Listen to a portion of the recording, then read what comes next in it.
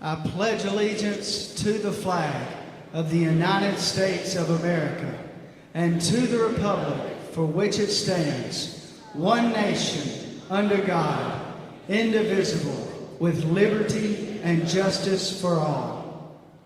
Now would you make welcome, straight from Washington, D.C., the United States Army Corps Quartet. Yeah.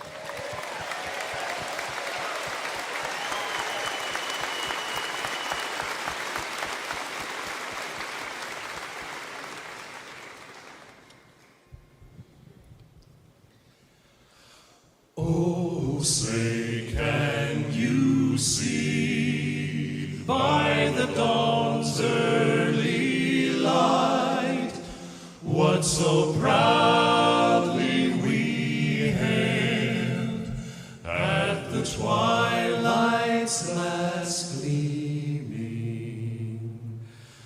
whose broad stripes and bright stars through the perilous fight o'er the ramparts we watched were so gallantly streaming,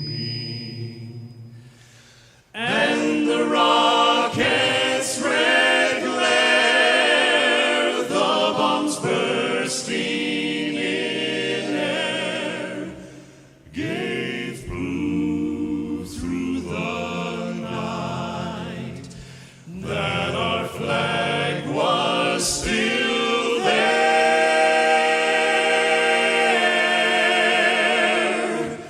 Oh, say does that star-spangled banner yet wave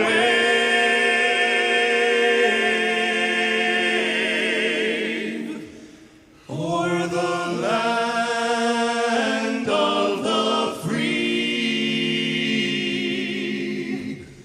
and the home of the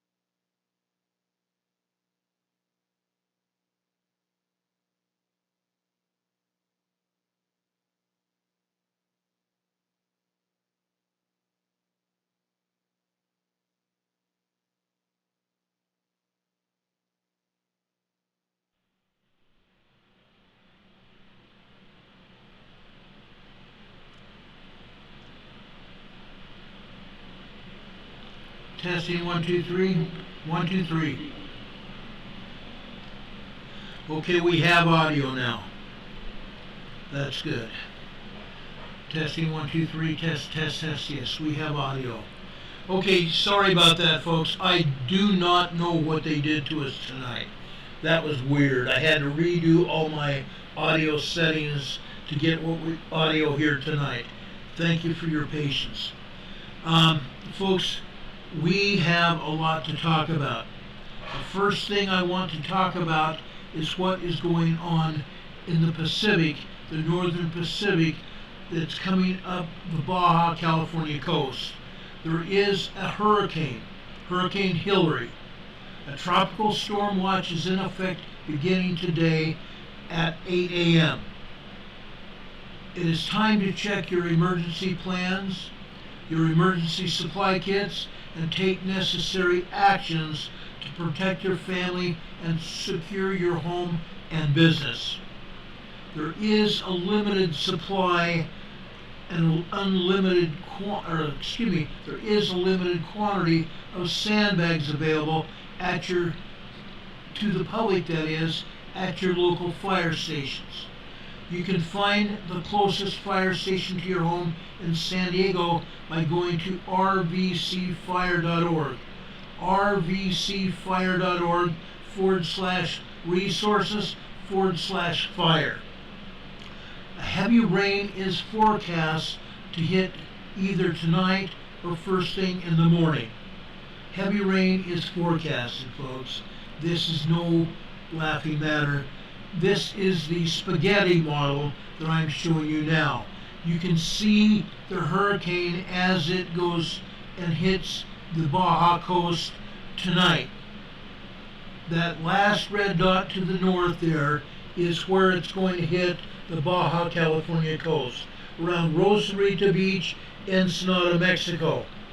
Then it's going to blast into Tijuana, Mexico, and San Diego. You can see it on this map. And the storm remnants will continue all the way up north past San Francisco. The storm remnants are also going to go far north. So Los Angeles is going to get hit. The area of the California deserts are going to feel the rain. And I'm going to talk about that in a minute. The area that is going to be impacted is huge. It's huge. Look at this storm out there right now. This is the last radar image of the storm off the coast of Mexico, in the Ribi area of Mexico. The outer bands of that hurricane are very strong. Right now, this is a Category 4 storm. This is a Category 4 hurricane, ladies and gentlemen. This is a big deal. This is a huge deal. Rainfall amounts are going to be like this: 2 to 3 inches inland. 2 to 3 inches inland. We fully expect 4 to 6 inches on the coast. 4 to 6 inches on the coast. Then, when it goes further east, and I'm talking now over the Chocolate Mountains, into the Imperial County, out into the desert of California, over into Arizona. 5 to 7 inches of rain. 5 to 7 inches of rain.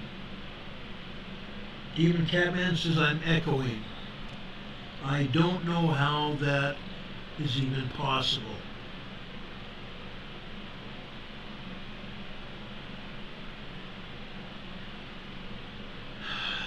Okay, let me check something.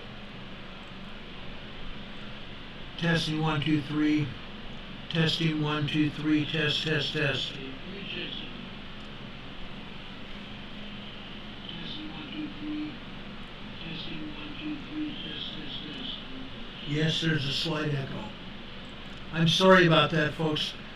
After I get off this program tonight, I will diagnose what happened to our sound system.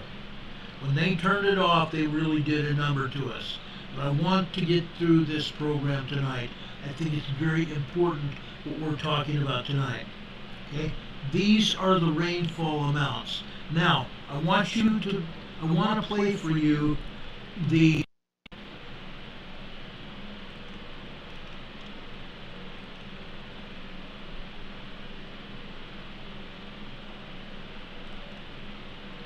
Okay, let me back this up. I want you to hear this. This is very what this weatherman is going to be saying to you tonight.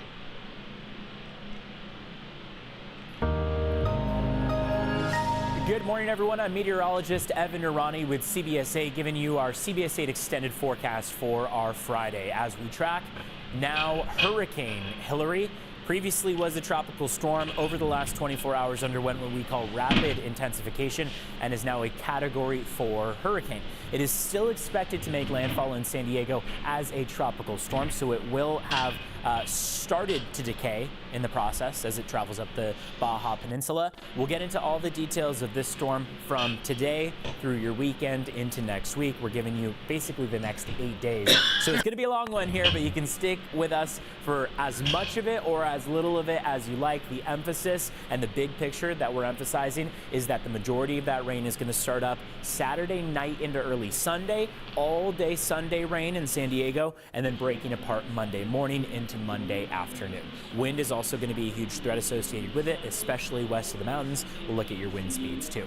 Currently a Category 4 storm, 145 mile per hour, sustained speeds around the eye wall of that storm. It is still way far off from San Diego and pretty far off from even Cabo. It's not even going to make landfall close to Cabo, but it will around that Cabo area, just to the west of it, start to degrade. So we're going to see it drop from a Category 4 storm to a Category 3 storm. What's contributing to that is going to be cooler ocean water. As this storm travels north, it will start to encounter colder ocean water. Right now, water temperatures where it is, about 85, 90 degrees out there. As we move farther north, we'll see that around the San Diego area, coastal waters are closer to 70 degrees. That is a dramatic departure, and this storm does not want colder water. So colder water is going to be our friend, and it is going to be our saving grace when it comes to seeing this storm decay. So we're going to watch that happen over the next several hours and the next several days in particular. It's still going to be a Category 4 storm likely by the time we get to this afternoon,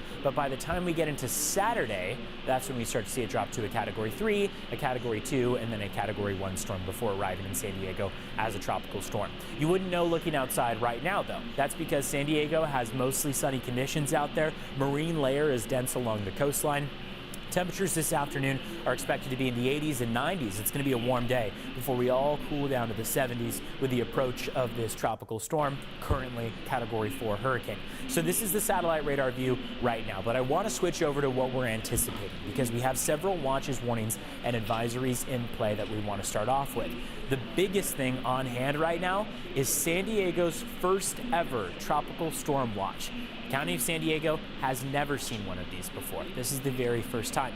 It takes effect today, and it is in effect currently. It will last through Monday at 8:29 a.m. Essentially what that means is this entire weekend, Saturday, Sunday, Monday, we've got this tropical storm watch in effect. If we see this storm as imminent and making landfall in San Diego, there's a good chance that this watch will be upgraded to a warning or an advisory. Flood watch is also in effect. Important to note that that flood watch is in effect below this tropical storm watch. So they are both working in tandem. You only see the pink, and that's the tropical storm watch, but the flood watch also applies to the entirety of San Diego County, as flooding is a top concern associated with this storm. Starting on Sunday at 5 a.m., lasting through Monday at 11 p.m. So Sunday morning through Monday night is really the prime time frame we're watching out for, and it's not just San Diego County. There's a good portion of Southern California under that first ever tropical storm watch. We also see a good portion of California, Nevada, Arizona, all under this green, which is that flood watch as well. So the risk of flooding lasts all the way as far north as Vegas, just off to the east of Reno, Nevada. Pretty incredible trajectory that we'll see of that storm as it travels north. Also want to point out all of those other tropical storm watches, warnings, advisories.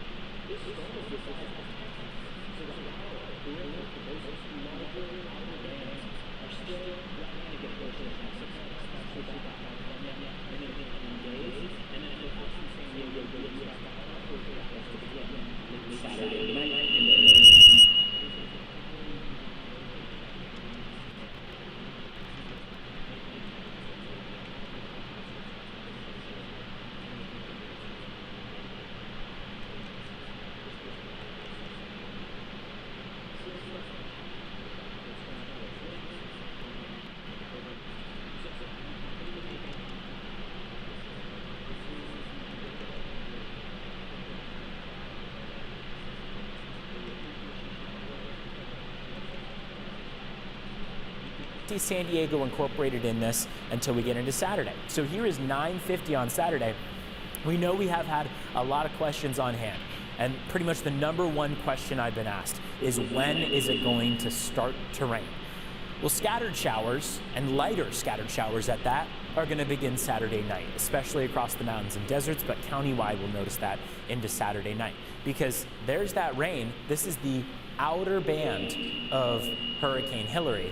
This is the hurricane itself, the eye of the hurricane right there. It will keep traveling north. We'll start to get those stronger bands of precipitation embedded in this as we get into Sunday. Sunday afternoon and evening, prime opportunity for some severe thunderstorms to take place, for strong downdrafts of wind, upwards of 50 miles per hour. We look at this storm as a tropical storm. As it makes landfall, tropical storms can still pack 70-mile-per-hour gusts. That's still a possibility with this storm. You see how a lot of that moisture is over the ocean. I want to emphasize that cone of uncertainty that we were looking at with this hurricane allows for this storm to take several routes. It can move east, it can move west. This specific model, this graph model that we're looking at, tends to push it a little bit farther off to the west over the ocean and up toward the LA area.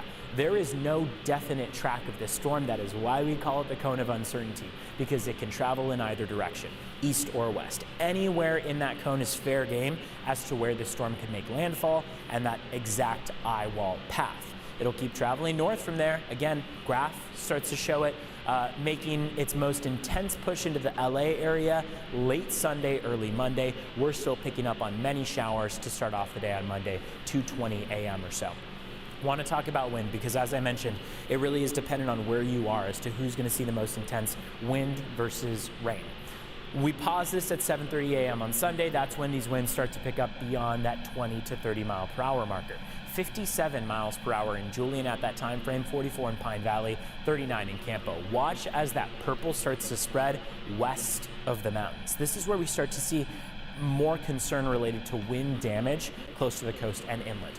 When we have a dramatic Santa Ana wind event, the mountains and deserts are prepared and can adequately handle 50, 60, and 70 mile per hour gusts. They've done it before. Of course, it's still dangerous out there and worth the mention, but when we talk about the coastline seeing that, that's an anomaly. We are not at all used to seeing the coastline in the 50, 60, and 70 mile per hour range, and that's what we're going to see as that purple starts to spread farther off to the west. Oceanside, 48 miles per hour, 50 in Del Mar, 50 in downtown San Diego, 52 in Fallbrook. One thing that we also notice is we can actually watch with these arrows showing the direction of the wind, that storm as it makes its way north. You'll notice the eye as it passes and makes its way up north. That wind completely shifts direction and starts to die down. So by the time we get into Monday morning, we're calmer, but we're still quite breezy out there. In terms of how much rain we could see, 2 to 3 inches expected along our coastline, 5 to 7 inches across our mountains and deserts. With this 24-hour stretch in particular, I would say from about midnight Sunday to midnight into Monday, that is going to be a crucial time frame to watch across our mountains and deserts, where we see the risk of flash flooding across our mountains and deserts in particular, eastern slopes of mountains toward the deserts. Along the coast and inland, 2 to 3 inches, still quite a bit of rain on hand. So not only is rain going to be a threat, but wind as well. Wind is a larger threat closer to the coastline and inland. Rain, especially those doubled accumulations compared to the coast, is a larger threat across the mountains and deserts in particular. So I know I've thrown a lot of information at you, and I know that this is a storm that we are continuing to track, but that deviates, right? These models update quite constantly and give us new information. So we're trying to bring you the latest as we can, but it is not perfect. That's why we call it uncertainty, right? We talk about our confidence levels in this. Our highest confidence is in... Okay, this is the highest confidence here. Rain starts on Saturday, heaviest, most widespread on Sunday night. You need to have your emergency preparedness gear in order by Sunday morning at the very latest. At the very latest. Strong wind gusts, 35 to 70 miles per hour. Okay? On the coast, those people that are interested in surfing, don't do it. Strong wind gusts from 35 to 70 miles per hour and wind waves 3 to 5 feet from San Diego facing beaches, west facing beaches in San Diego, and rip currents because of the high tide and the storm surge. Huge high tide and storm surge, guys. This is real. This is very real. Now, I want to play one more video for you so you can get the full gist of what is actually going to happen on the coast, San Diego, and even over into Los Angeles. This is important, guys. This is really important. Right here. Let me play this for you. The last of summer will draw you in at Toyota's National Sales Event. It's like a magnet, but for people. Come check out a new Camry up close and save with a low 3.99 Okay, hold on, APR. folks. Gotta skip this Toyota, ad. let's go places.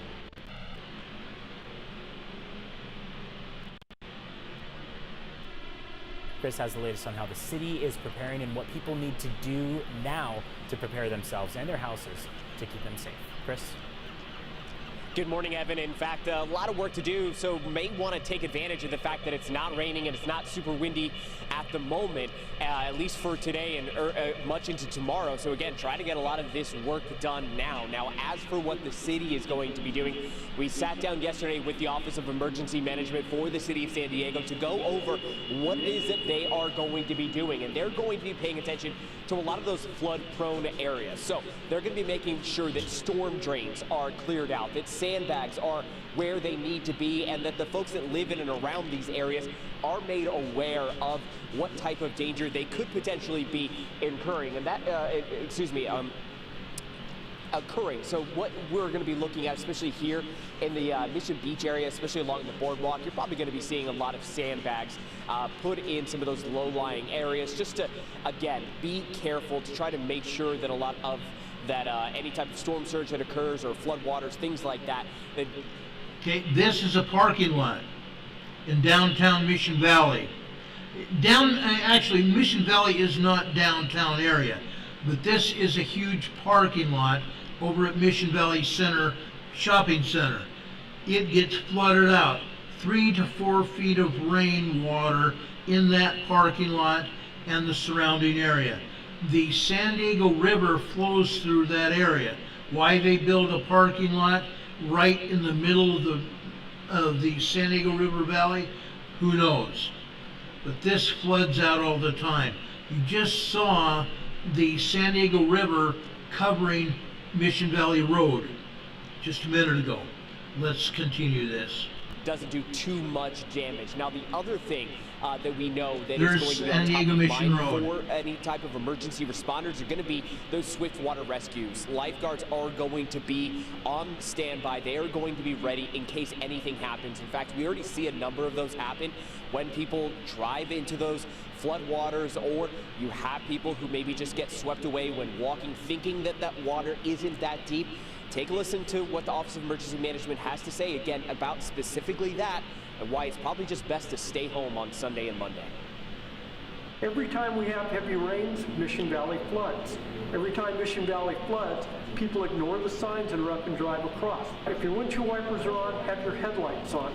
Be aware that hydroplaning is not easy to recover from. So it's common sense. Slow down, respect the weather, don't become part of the problem.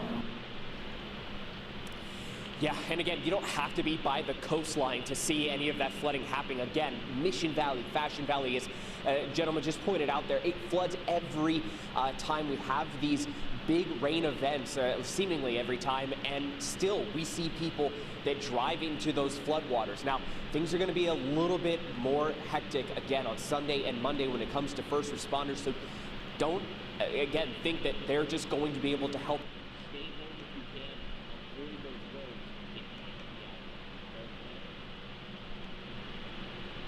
Okay, guys, that was that. I wanted you to see that. I thought it was very important. Okay, that's why I put it up.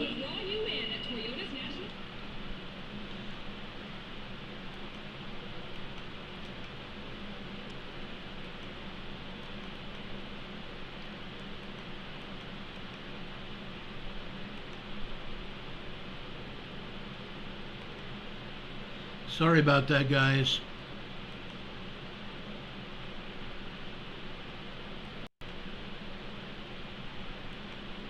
There we go. Anyway, that's what's going on. I wanted to make sure that everyone was fully advised as to what was going on this weekend. A lot of people have been talking about the San Diego River flooding. A lot of people have been talking about that hurricane coming in, and it will come in. Again, let's go over it. I'm going to hit the highlights of what's going to be happening this weekend. Southern California is going to get their first hurricane ever.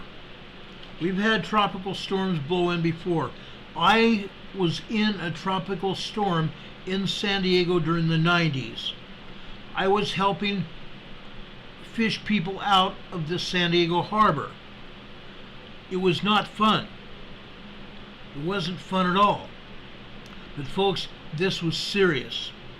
Hurricane Hilery will continue moving north parallel to the Baja California Peninsula after undergoing rapid intensification. Okay? Hurricane Hilery is now classified as a Category 4 hurricane with sustained winds of 145 miles per hour. 145 miles per hour. The spaghetti models here show you what's going on. And as that forecaster said, the spaghetti models could see this hurricane going west or east. If it goes east, it will hit Tijuana head on and right smack dab into San Diego. Okay? Right now they believe the eye of the hurricane will stay offshore. If it doesn't, it's going to plow directly into San Diego. Okay? Wanted to make sure that all of you knew that. I think it's very critical as we go into this weekend. You can see that one main model here, going right up the coast and slamming right into California, San Diego, North County. And you can see it reaches up to Northern California inland, and then the winds and rain will continue. The outlying bands of this hurricane. Can you hear me now? I can't believe this. Can you hear me now?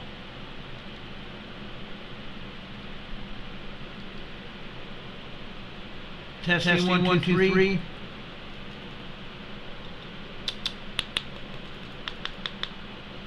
Testing 1, 2, 3. Can you hear me now? Where's echo now? Okay, hold on a second.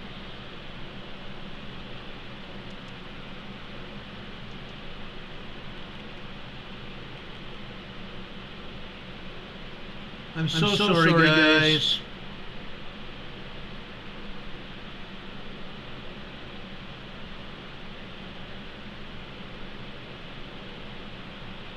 There should not be an echo at all.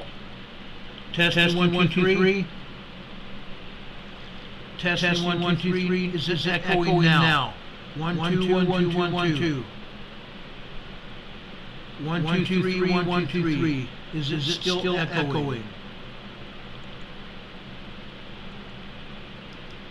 Dee says it's echoing. George, yes. Okay, I'm so sorry. I don't know what's causing that.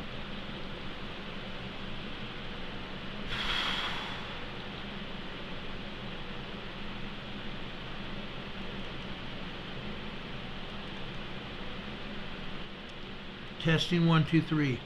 Is it echoing now? Am I echoing now?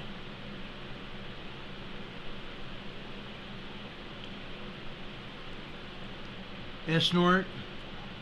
Isaiah's granny says no. Okay, we got it there. Good. Perfect. That's where we're going to leave it for right now anyway. Okay, guys. That hurricane is going to be nothing but nasty. It's going to be nasty for San Diego. Now, why am I saying that? Let me move this picture of this hurricane over here so you can see me. Okay? As we've talked about other hurricanes, the outer bands of the hurricane are swirling. The outer bands will hit San Diego County before the eye even gets offshore. So you folks in Tijuana, Rosarito Beach, Ensenada, you're going to be feeling those outer bands even right now. As it goes into Tijuana to the north, those outer bands will be felt tomorrow. The main part of the hurricane, the inner bands of the hurricane, will be in on Sunday. Sunday and Monday are going to be very critical. Depending on how far east the eye of that hurricane swings, it can be very critical. Michael McKinney says, what about Los Angeles? Los Angeles as well. Okay? I believe you need to be worried about it. The outer bands of the hurricane are also going to hit LA. You need to be prepared. Michael McKinney now says an echo again.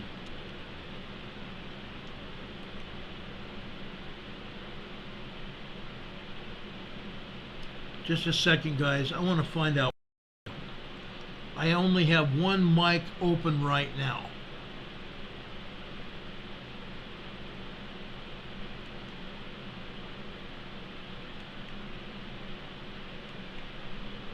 There shouldn't be any echo at all. Isaiah's granny, Hurricane Heather, says 5 by 5. Vicky K says it's fine. Linda Moses, no echo. Good. Let's just go with that. I don't understand how it could even be happening. Okay, we're here. We've got it. Folks, everybody needs to understand where it's going. Nobody, even in San Diego, has given a whack about it. They've dealt with the rain before when we've had tropical storms. Flooding in Mission Valley. Flooding in downtown San Diego. Yes, downtown San Diego. You folks that own businesses down along Front Street, down anywhere in the downtown area, you could end up with inches and even feet of water. One night I was in San Diego during that tropical storm. There was 3 feet of water in downtown San Diego. The emergency manager of San Diego said in that video, they have been getting their people of public works out into the streets. They were unclogging the storm drains. The storm drains in downtown drain directly out into the harbor. Completely out into the harbor. They were trying to make sure all the storm drains were working. The night that we had the tropical storm, they definitely were not working, or we would not have had 3 feet of water. I told you the story a long time ago, how I had to help drag a woman out of a building across a flooded street over to our patrol car to get her out of the area. It was unreal. She couldn't get her car because it was in a flooded garage. So we had to take her home. That's what happens.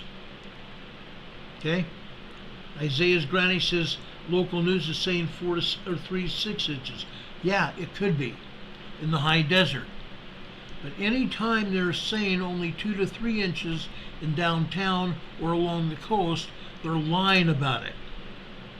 Okay? The outer band areas over in Poway or El Cajon or La Mesa, that area, maybe 2 to 3 inches there.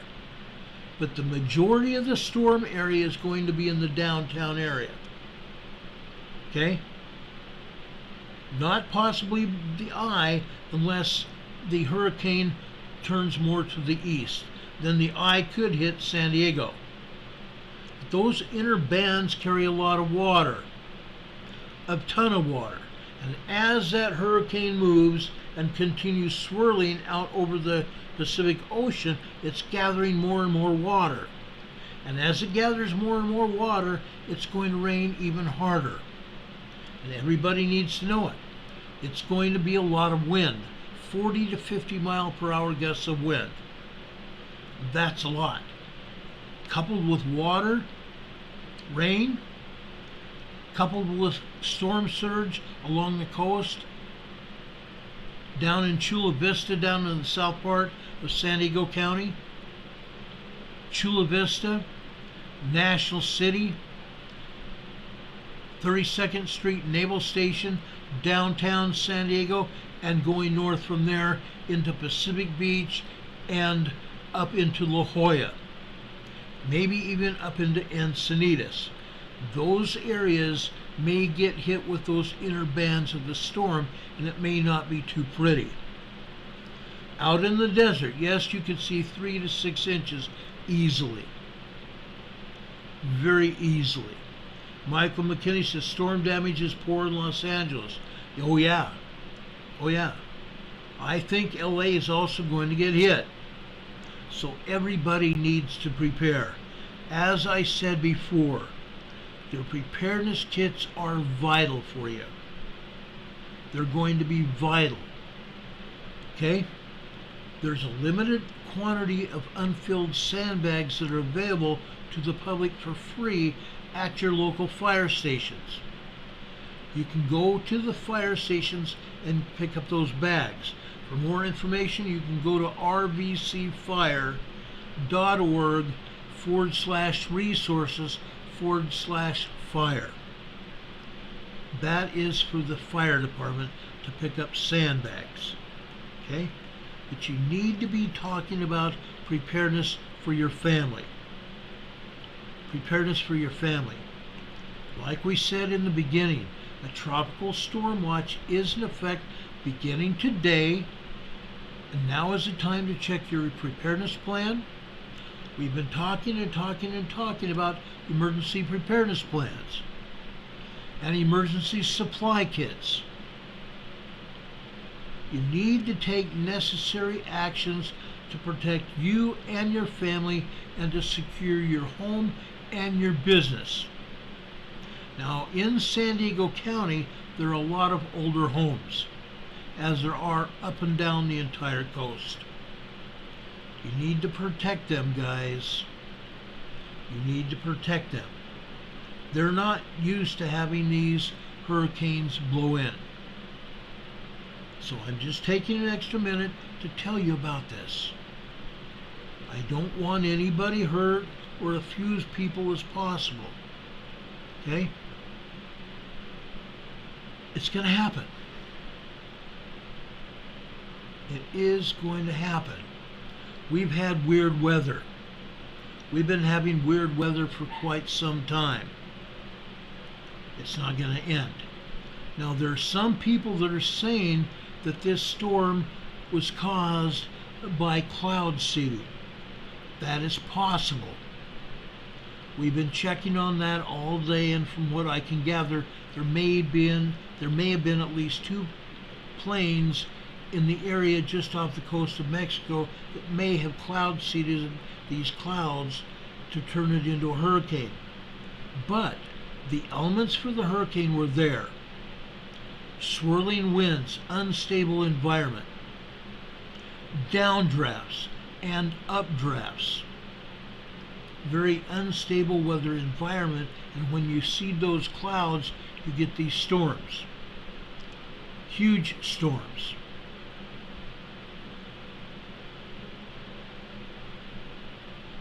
Isaiah's granny says it came over the radio as an emergency broadcast. I'm glad to know that. Okay? The northern Mexican coast and San Diego will be the hardest hit. Current projections show that Hilery may fall in San Diego as a tropical storm. It could be a Category 1. Why are they saying a tropical storm? As the hurricane goes into colder water, it will lose strength. That's a fact. They are hoping that Cat 4 that's off of Baja right now is going to hit cooler waters. Water temperatures in the ocean off the San Diego coast right now are between 68 and 72 degrees. That's a lot cooler than the water down in Mexico. Okay? Category 1 wind speeds right along the international border are going to be decaying into a tropical storm closer to Orange County and Los Angeles. So the Category 1 speeds along the international border of 74 miles per hour are going to decay before it reaches Orange County and Los Angeles County. Then it will indeed be a tropical storm if that happens.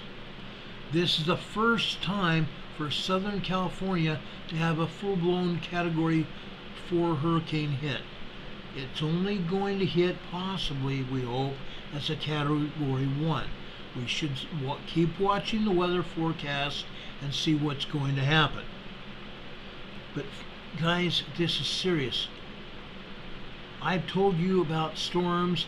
I've told you a lot about different things over the years. This is going to be serious. Very serious. Like I said, water temperatures right now along the harbor, the beaches of San Diego County, all the way down to the Mexican border and all the way up to Camp Pendleton area. Water temperatures range from 68 to 72 at this time of year. I know, because I used to surf San Diego literally all the time. Is anyone prepared? Has anyone along the coast here in California already moved inland? That's usually what people do when these storms hit. They move inland. Okay? What are people preparing to do? We've talked about emergency supply kits, writing an emergency preparedness plan. How many times have we talked about emergency preparedness plans since I've been doing this show for 4.5 years? Hurricane Hilery is inching up the Baja coast, on its way towards San Diego and other portions of Southern California. Today, August 18th, the National Hurricane Center issued its first ever tropical storm watch for Southern California. Scattered rain showers associated with the weak outer bands of Hilery will begin Saturday afternoon and continuing through the evening alongside gusty winds and dense cloud cover. cloud cover will probably go down to 4,000 or 5,000 feet high. Sunday will bring stronger bands of showers and in some cases severe thunderstorms. The outer bands of these hurricanes spin off very strong thunderstorms, and in some cases capable of producing strong downdrafts of wind and huge downbursts of rain. Hilery, like I said, is classified as a Category 4 right now, with sustained winds of 145 miles per hour to the north. The storm will decay and lose momentum between Saturday, tomorrow into Sunday, and which will prompt a very gradual downgrade, eventually hoping to be a Category 1 storm by the time it hits the northern Baja California coast. Computer models like we've talked about show Hilery's projected path, known as spaghetti models, due to the resemblance of pasta noodles. Yeah, pasta noodles, guys, look at this. This is what they call the cone of uncertainty, because no scientist can even predict exactly how that storm is going to go. That's why they call it the cone of uncertainty. We shall see what happens.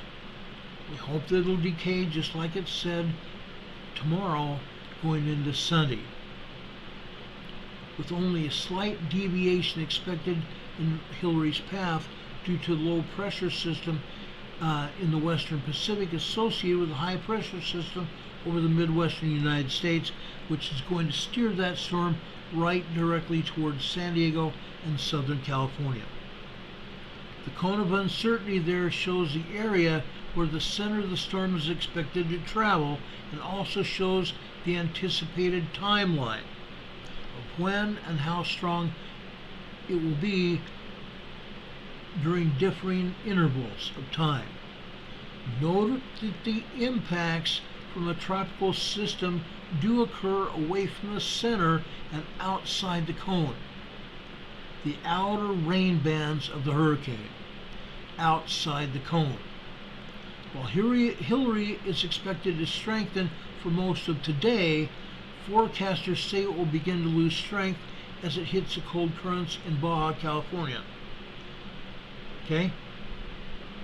And off the Southern California coast as well. The storm is expected to lose even more power when it makes landfall along the Baja. As of 8 a.m., the forecaster issued the tropical storm warning for Southern California. That, however, may change depending on the path that the storm is going to take. The potential warnings that could be in store for San Diego and Southern California. A tropical storm means tropical conditions are expected within the warning area within 36 hours. A tropical storm surge means there's danger of threatening inundation from rising water and moving inland from the coastline during the next 36 hours in indicated locations. That storm surge could affect that San Diego Harbor area and also Coronado Island. Coronado is not really an island.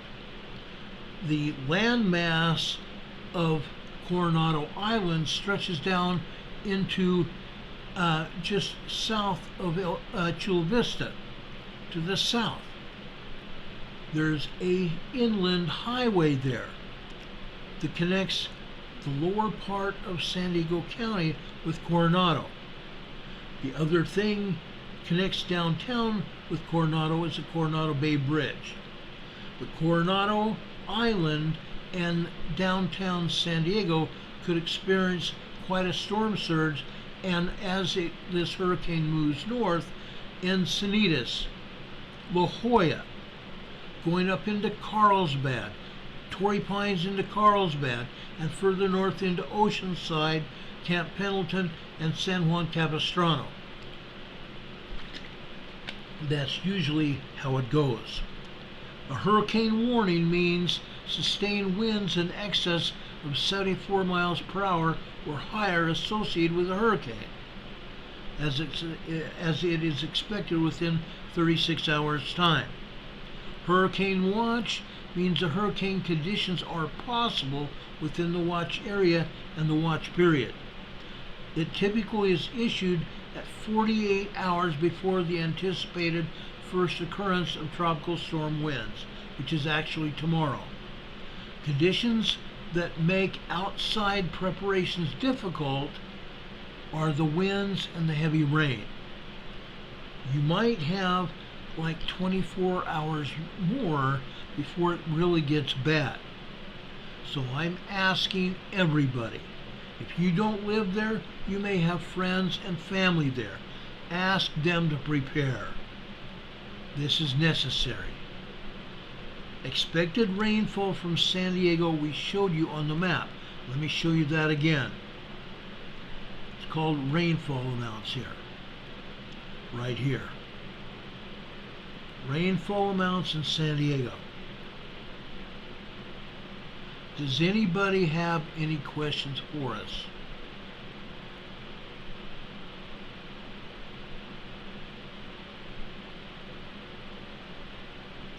We're going to see a large amount of rain in Southern California up into Los Angeles and points north, probably even into Santa Barbara. In terms of rainfall, the storm is expected to drop more rain in a matter of a few days than is normal for the entire month of August, or even the entire summer for that matter. Expected rainfall for San Diego, while the weather forecasters are still not sure how strong Hilery will be when it nears San Diego, one thing is certain. San Diego County and the rest of Southern California is expected to receive a large amount of rain and high winds during the storm. High winds. Rainfall expected Saturday morning into Monday. Now, I want to talk a little bit about what has happened in Hawaii. There are a lot of first responders in Hawaii, as you know. This is a picture here of responders from the federal government that have reached up into Maui. The man on the right is an emergency manager. The guy in the dark blue shirt is the governor, Josh Green. The woman in the middle is an assistant secretary of FEMA. She's the assistant to the FEMA director, which is in the light blue shirt with the ball cap on. The man to the left is another associate of Governor Green. Okay? Now, they're not the only ones in Maui right now. The Small Business Administration is also there. They're trying to pull out all stops to make sure they're helping the most people. That's why they're there. To date, FEMA has approved more than $2.3 million in assistance to 1,331 households, including more than 798,000 in initial rent assistance. More than 4,400 survivors have registered for federal assistance and may also be eligible for immediate resources such as hotel rooms or financial assistance. Survivors who have not yet registered can do so 24 hours a day by calling. And please note this telephone number. Survivors who have not already registered can do so 24 hours a day by calling 800-621-3362 or by visiting disasterassistance.gov, disasterassistance.gov, or by using the FEMA app. FEMA does have an app. If you use a relay service such as a video relay, VRS, caption telephone or other service, give FEMA the number for that service so they can help you. After you register with FEMA, you may be approved for a one-time immediate payment of $700 for critical needs assistance for food and water and other things that you might need. Critical needs assistance, one of several types of federal assistance you may be eligible to receive. Examples of other type of assistance include help with a temporary place to stay up to 6 months. Funding home repairs and emergency needs that insurance and other financial assistance may not cover. Insurance adjusters are all over Maui right now. Later today, field teams in Hawaii will open a joint disaster recovery center there in Lahaina, where survivors can speak face-to-face with FEMA specialists to get in touch with voluntary organizations and have access to other federal and state resources. FEMA is closely working with state, county, and federal partners to aid active response efforts and to help survivors jumpstart their recovery. More than 190 search and rescue team members and 420 FEMA employees are deployed to assist Hawaii residents in their greatest time of need, including 98 disaster survival assistance staff to help survivors register for assistance. Hawaii Governor Green, Joshua Green, and the Hawaii Housing Finance and Development Corporation launched the Hawaii Fire Relief Housing Program aimed at connecting Maui residents affected by the wildfires with property owners with vacant housing. Find application forms on HHFDC website. HHFDC website. The Maui County government officials are distributing food, water, and other supplies at 2 Lahaina locations: Gateway Center and Napili Plaza. Gateway Center and Napili Plaza. Maui Humane Society has veterinarians and pet supplies starting at noon at both locations. The U.S. Small Business Administration has more than 30 staff on the ground in Hawaii and are phasing in more staff.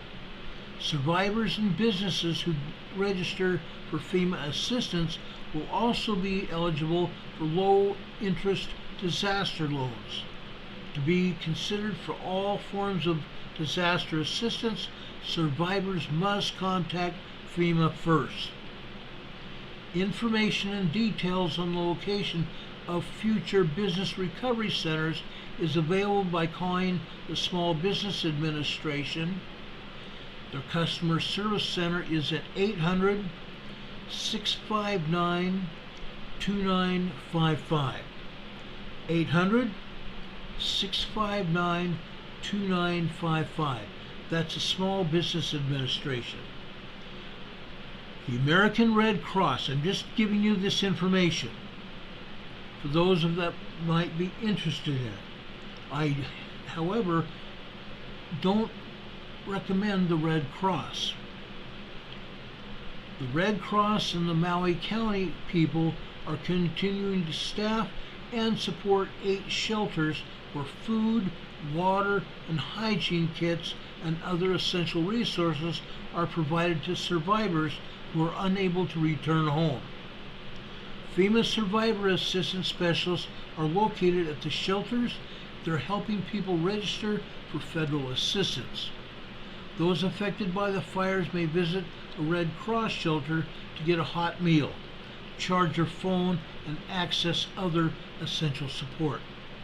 However, like I said last night, and I actually put his video on the air when he was live on the air, Eric from the real estate network on Maui, he's roaming around in his truck with an antenna. One of those small dish antennas that's affiliated with the SpaceX satellite system. And he can actually offer you free bandwidth, Wi-Fi.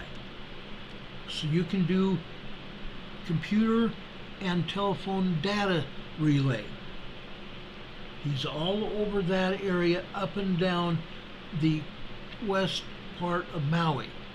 But he can only go so far towards Lahaina, and they turn him around. But he's on the west side of Maui right now as we speak. You can also go to the Salvation Army. I would almost much rather have you go to the Salvation Army. They also have food trucks. Okay? But more than 270 Red Cross staff are working with partners to ensure people receive help as quickly as possible. And they've distributed more than 25,000 meals and snacks to survivors. They responded to more than 1,300 requests for help and help families locate missing loved ones. That is the one good thing that the Red Cross has done, helping families locate their missing loved ones. Local and national voluntary organizations active in disasters. It's called VOADs. Voluntary Organizations Active in Disasters. VOADs, V-O-A-D-S, are providing emergency assistance to survivors. Those seeking to donate to the recovery efforts can do so by visiting Hawaii State VOAD, hawaiistatevoad.org. Hawaii, WHAWAISTATEVOAD.org. The U.S. Department of Housing and Urban Development, HUD, HUD, is providing 90-day moratorium closures of Housing Administration, FHA, insured mortgages. A 90-day moratorium on foreclosures of FHA insured mortgages and home equity conversion mortgages, HEC mortgages. Homeowners affected by the disaster should contact their mortgage or loan service center immediately. Call the FHA Resource Center at 1-800-304-9320. 800-304-9320. To learn more about disaster relief options for FHA and homeowners, visit the FHA Disaster Relief site. The FHA Disaster Relief site. HUD has also released regulatory and administrative waivers to help communities accelerate their recovery. HUD, the Federal Housing and Urban Development Administration, also has released regulatory and administrative waivers to help communities accelerate their recovery. This includes funding for housing, rehabilitation, and reconstruction. Homeowner programs replacing disaster-damaged residences, infrastructure improvements, and assistance to people at risk of homelessness. Let me repeat that. They have home buyer programs replacing disaster-damaged residences, infrastructure and infrastructure improvements, and assistance to people at risk of homelessness. Understanding debris removal will be a critical aspect of recovery. Understanding debris removal is a critical aspect of recovery. Why do I say that? Every time I've gone to a disaster scene, there's a large amount of debris on the ground or on top of businesses and homes. And in order to go into those businesses and homes, many times you have to remove the debris first. And then you may find gaping holes in roofs. And those also must be repaired. You may have to put a tarp over the roof for now, until you can get someone out to re-roof the house. Okay? All that is part of disaster recovery. Okay?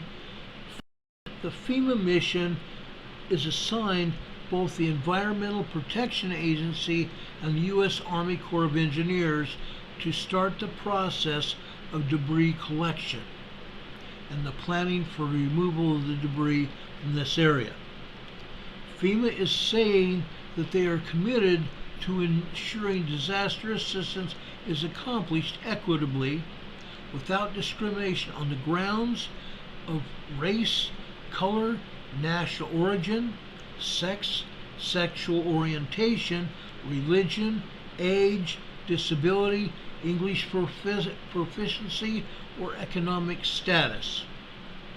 Any member of the public can contact the FEMA Civil Rights Office if they have a complaint of discrimination. FEMA Civil Rights Office can be contacted by emailing FEMA Civil Rights Office at FEMA.DHS.gov. FEMA-Civil Rights Office at FEMA.DHS.gov. Or you can call 833-285-7448. 833-285-7448. Multilingual operators are also available. To learn more about Hawaii wildfires response and recovery efforts, visit FEMA.gov. FEMA's also launched a rumors page to provide accurate information to survivors. The SBA is working around the clock alongside federal and local partners to continue to deliver essential support and resources for Hawaii residents and small businesses. Last week, Administrator Isabella Casillas Guzman joined the FEMA Emergency Management Agency in Lahaina to survey the aftermath of the wildfires with Maui Mayor Richard Bisson and met with other first responders. This week, Deputy Administrator Dilawar Syed, which you saw in the center of that one picture of those men and women that were in that picture of federal agency people there with the governor. She was in the center of it. To the right of the governor was Lieutenant Governor Sylvia Luke and Congresswoman Linda Coit at the Hawaii National Capitol in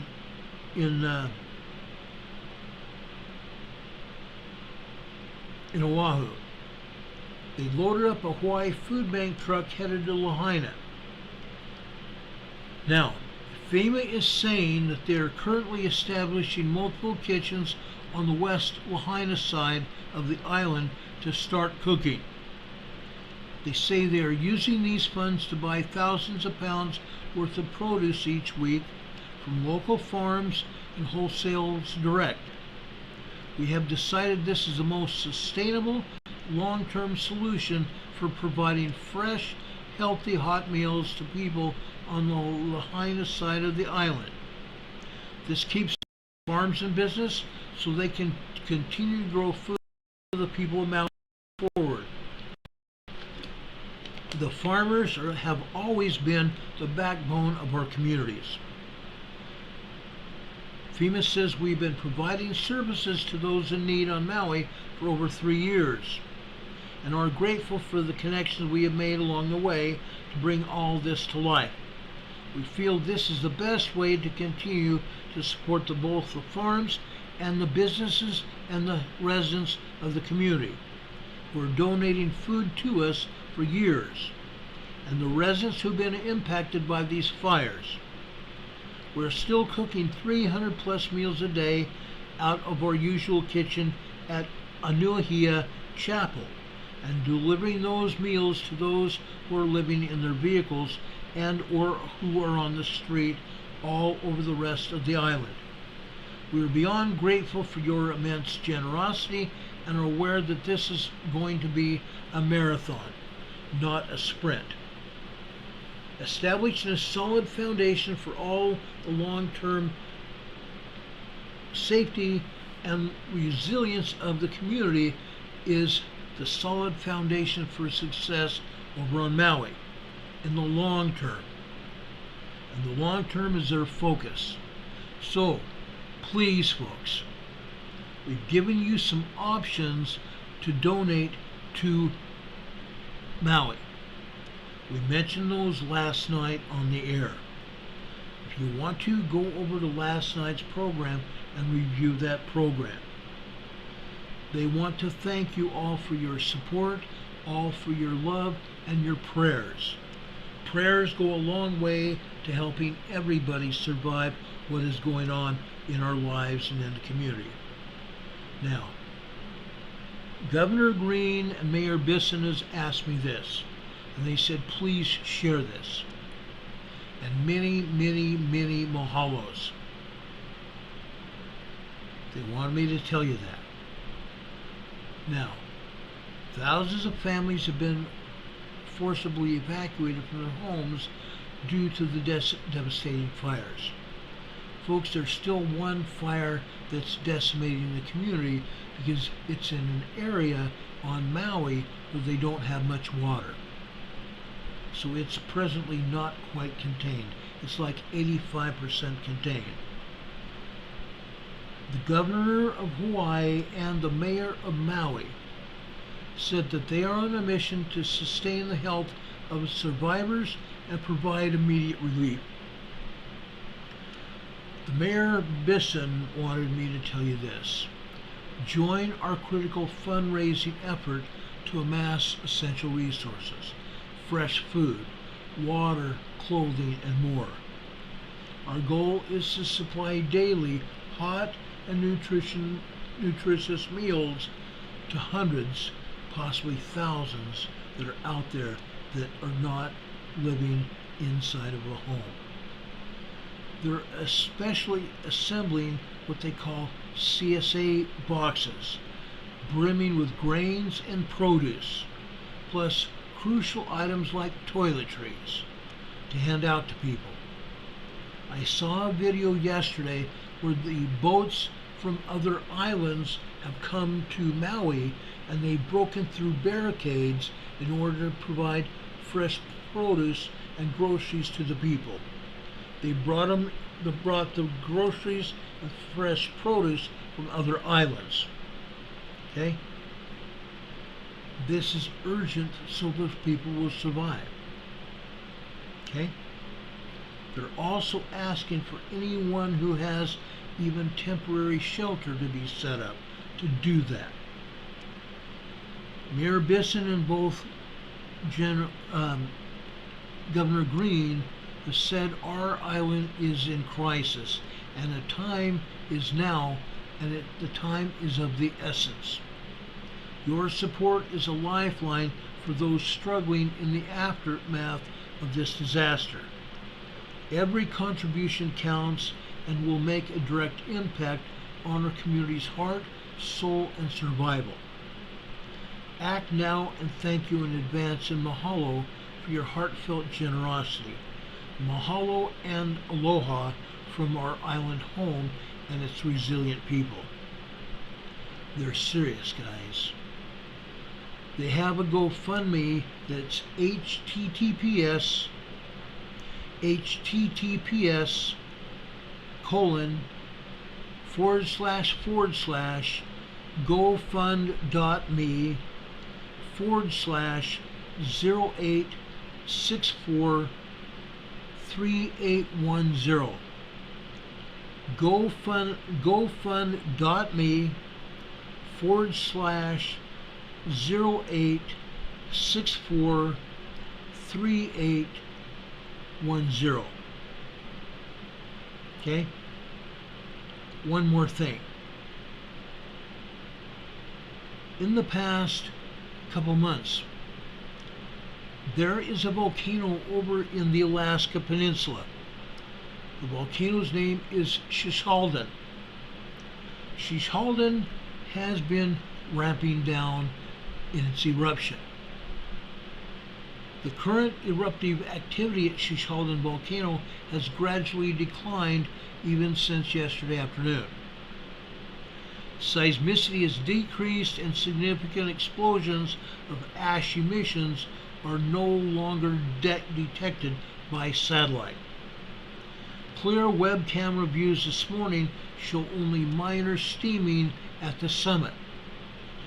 Recent satellite views indicated a persistent thermal anomaly at the summit, indicating the presence of hot eruptive material, red hot steaming lava. Based on previous eruptive cycles, significant ash emissions occur again. It could ramp up for a while, but they will likely be preceded by gradually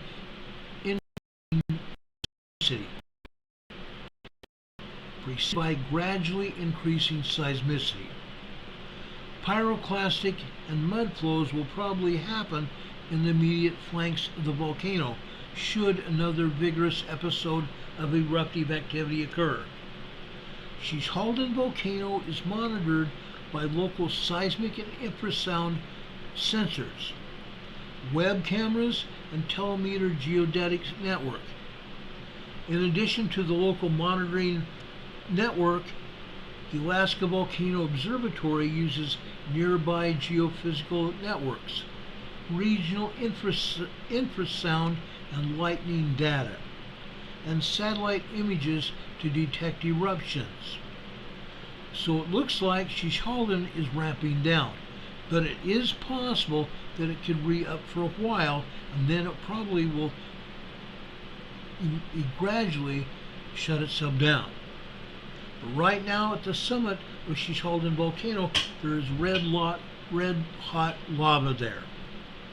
Now, are you prepared? Already today we've talked about emergency preparedness kits. We talked about emergency preparedness plans. Folks, again, I feel like this is absolutely necessary.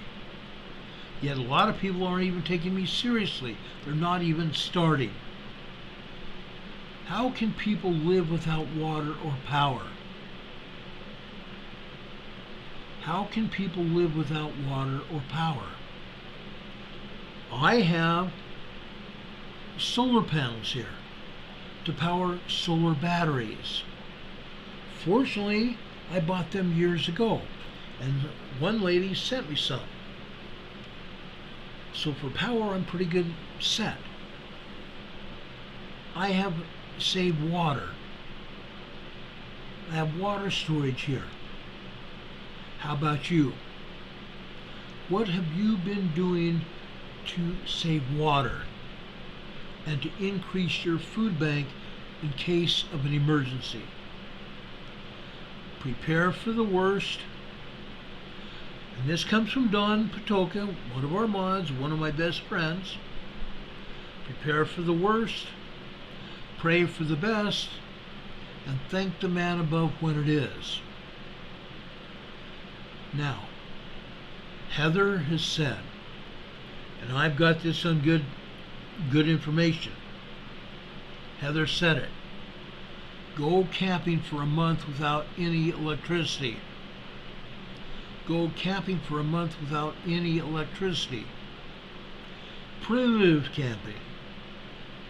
You're going to learn very quickly exactly what your limits are and what your strengths are. Learn how to make a bow fire. A bow fire. Okay? You've got a bowed piece of stick or a bowed tree branch. You put a length of rope on each end of the bow, and you've got an actual bow and a piece of rope string right there holding up both ends together. Then you put a stick in there. You put a stick in there. So that string or rope is holding the stick there. Then, very carefully, hold that stick in an upright position and move that bow back and forth until it gets red hot at the bottom of it. You put a little bit of kindling on the bottom where that stick is getting very hot at the bottom of it. That red hot stick ignites your kindling and you can start a fire very easily. That's just one idea. Make a Dakota hole fire pit. Make what they call a Dakota hole fire pit. I've done it a lot of times, quite a bit of time, quite a few times. Can't even talk. Learning survival skills is so important. Go camping. Practice your survival skills. Practice with going without having a TV or your cell phones there. Have your cell phones in your cars or something. Leave them there and go camping without them. Yes, you can get by. You can get by very easily. Okay? If you don't have first aid training, you need to pray that everything goes well and make sure that Murphy is not your relative. I say that tongue-in-cheek. But folks, I do that. Whenever I go camping, I pray Murphy is nowhere near us. I don't like Murphy. Okay? I don't like Murphy. Now, some other things that Dawn and Heather and other people have discussed today. Survival of the fittest. Survival of the fittest is not about lifting weights. 'Tis true. Life is a test to see what you will do when adversity occurs. Some people pass, other people don't and fail miserably. What do those of us do when someone else fails miserably?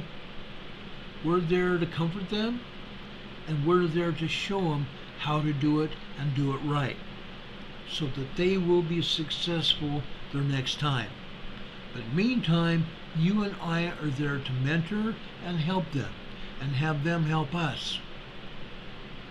That's part of the way we work together. We are a team. We are the Emergency Management Associates team.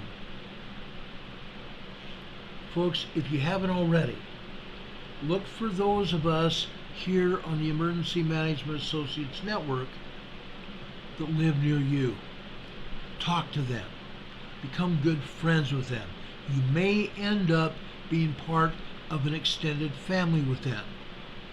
That way, when an emergency happens, you have that family to rely on, and they rely on you. Okay? We talked about this a lot a few years ago, and I mean it. Try to find our emergency preparedness family around you. Become friends and talk and share information. Okay? Make sure you do that. Melba Hanska is here. She says, sorry I'm late, no notification. Yeah, that's typical. Melba, check your notifications. Make sure you're still subscribed to this network, to this channel. If you're not, resubscribe and also hit that notification bell. That little bell that's in a tiny circle. Click on it. then click on the word ALL to make sure you do get notified when we come on the air. Does anybody have any questions about anything we may have said tonight? Does anybody have any questions?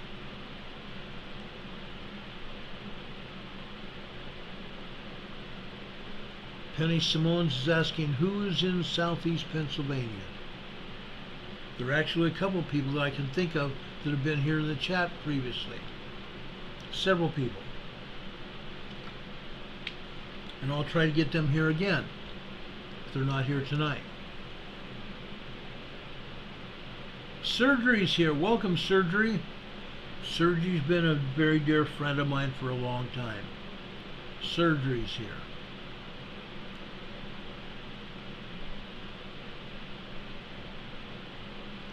Michael McKinney says California is a disaster theme park. Oh yeah, it certainly is. From one end of California to the other. Absolutely.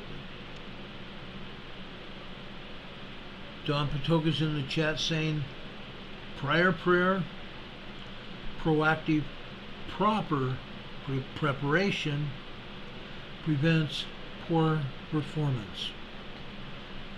That's absolutely the truth. Absolutely the truth. Linda's asking if I'm coming on Saturday for an update.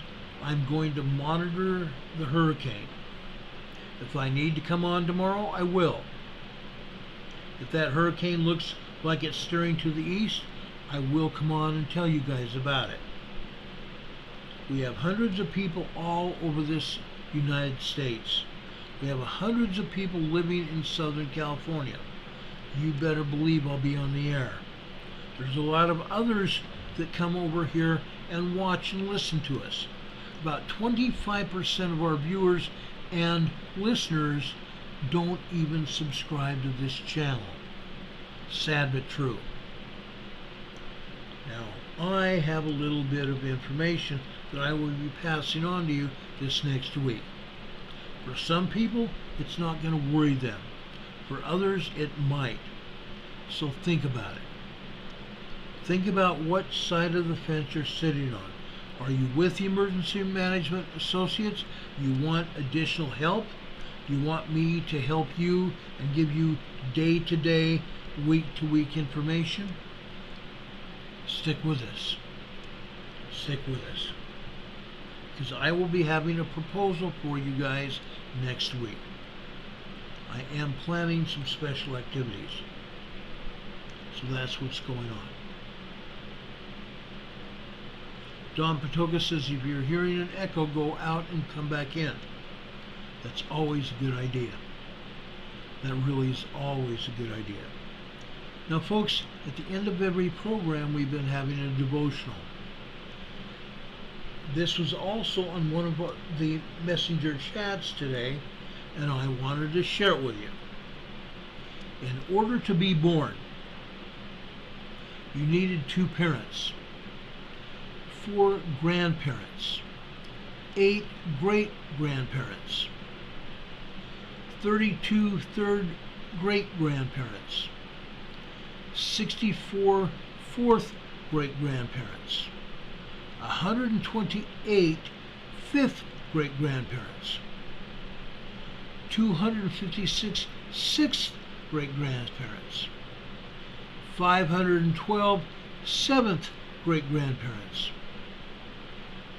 1,024 eighth great-grandparents, and 2,048 eighth great-grandparents, or excuse me, ninth great-grandparents. For you to be born today, for any of us to be born today, from 12 previous generations, you needed a total of 4,094 ancestors over the last 400 years.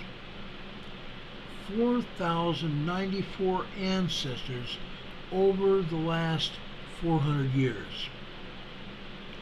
Think for a moment about how many struggles, how many battles, how much sadness or happiness, love and stories, and hope for the future that your ancestors had to undergo for you to exist in this present powerful moment. What did your ancestors have to undergo for you to be here in this precious, powerful moment in our history? Think about that. You are the dream. You are the dream of many ancestors. You are the dream of many ancestors. Many of your own ancestors thought of you. They thought of you. They worked their hearts out, providing for your loved ones, your parents' parents, their parents, and on and on and on. They worked their hearts out.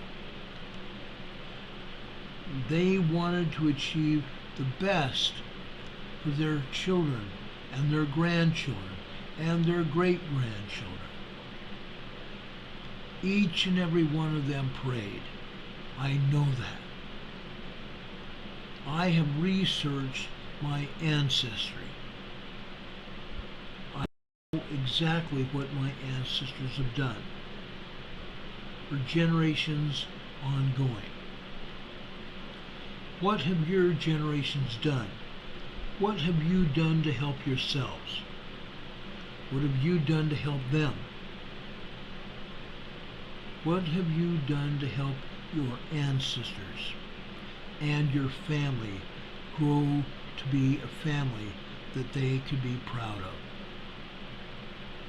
What have you done yourself for your ancestors to be proud of your current family? That's what I'm sitting down for you tonight. What can you do? It's not just up to me. It's not just up to your brothers or sisters. It's up to each and every one of us to find out how we can help each other. In one way or another, each one of us that are alive today, are related in some way, shape, or form. Everyone is. Everyone is. Think about how you can make things different for your family. Think about that through the weekend. How can we make those people in Hawaii part of our lives? How can we help them? How can we help everyone that is part of a tragedy and make their life just a little bit more heaven on earth? Think about that. Folks, I want to tell you that I love you. Every night I say that, and I mean it from the bottom of my heart. I love all of you. Male and female, brown, green, blue, red, whatever color you is, it doesn't matter. We're all humans. We're all part of a human family picture. True story. Linda Covington says, do you have a family picture album or a scrapbook? If you do, you're lucky. If you don't, start one tonight. I'm sure you have pictures you could put in it. If you don't, most of you have a printer hooked up to your computer. Take the pictures off your phone, put them on your computer, and print them up. Start your own photo album. Start your own scrapbook today. All of us can do it. All of us, no matter who you are. Brothers and sisters, lean on the still small voice. Let the Holy Ghost guide you. walk in the covenants of God. Last night I read from John, talking about covenants that the Savior made with us. Walk and talk with God. Pray. Pray through Jesus Christ to speak with our Heavenly Father. In the name of Jesus Christ. And you will get your answers. I promise you. Brothers and sisters, it's been a mean week or so. A lot of nasty things have happened throughout the world. Political things are going to continue to occur, and they aren't going to be good. I heard Mark Pyers say in a word or two on one of his programs today, things aren't good. Homeowner interest rates are over 7% for the first time in 20 years. Things are not looking good at all. It's up to each and every one of us to do our best, to do our duty to God and our country, to help each other, and to love God and love ourselves and love other people. May God bless us this night so that we can get our heads together, focus our minds and our souls on helping someone, even helping members of our own family to gain education, to gain opportunities, to return home to our Heavenly Father, to gain exaltation. I pray that that will be our goal this weekend. Folks, if I don't come on tomorrow, I will be back here Sunday at 12 noon Eastern Time for Sunday School called Come Follow Me, the Savior Said. I'm going to be in Romans, I'm going to be in 1 Corinthians. So think about reading those books so we can talk about it. There's a lot of information in Romans and Corinthians. Paul does a great job in both of those books, telling us the way it is. God bless you. May God be with you always. God be with you until we meet again. Take care, everybody. God bless you. Stay warm, stay dry, and keep a song in your heart. Have a great night, folks. We will see you on the other side. Good night, everybody.